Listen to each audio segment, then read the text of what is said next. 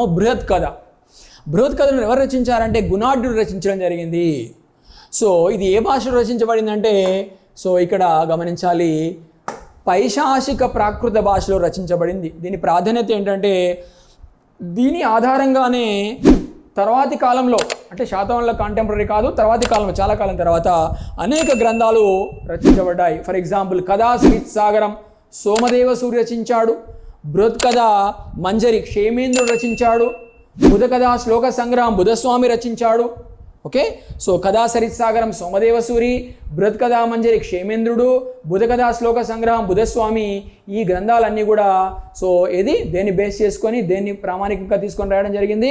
ముఖ్యంగా గుణాఢ్యుని విరచితమైనటువంటి గుణాఢ్యుని చే రచించబడినటువంటి పైశాచిక ప్రాకృత భాషలో రచించబడినటువంటి బృహత్ కథ ఆధారంగా రచించడం జరిగింది, గుర్తుపెట్టుకోవాలి.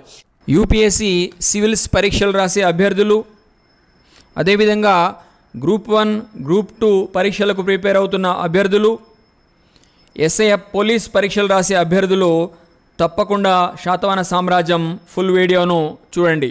మధుస్ ఆన్లైన్ అకాడమీ అంటే ప్రొఫైల్ పిక్ కింద మీకు లెఫ్ట్ సైడ్ కింద శాతవాహన సామ్రాజ్యం ఫుల్ వీడియో అని కనిపిస్తుంది కదా, దానిపైన క్లిక్ చేసి వీడియో మొత్తం చూడండి.